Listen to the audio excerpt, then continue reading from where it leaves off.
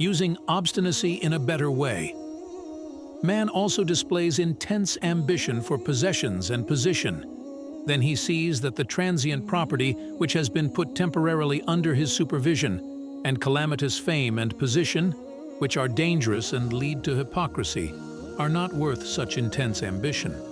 He turns away from them towards spiritual rank and degrees in closeness to Allah, which constitute true rank, and towards provisions for the hereafter, and good works, which are true property. Metaphorical ambition, which is a bad quality, is transformed into true ambition, an elevated quality. And for example, with intense obstinacy, man expends his emotions on trivial, fleeting, transient things. Then he sees that he pursues for a year something not worth even a minute's obstinacy.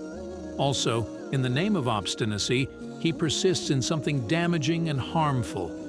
Then he sees that this powerful emotion was not given him for such things, and that it is contrary to wisdom and truth to expend it on them. So he utilizes his intense obstinacy not on those unnecessary transient matters, but on the elevated and eternal truths of belief and foundations of Islam and service and duties pertaining to the hereafter. Metaphorical obstinacy, a base quality, is transformed into true obstinacy, that is, ardent steadfastness and constancy in what is right, of fine and good quality. The letters, Bediüzzaman Said Nursi,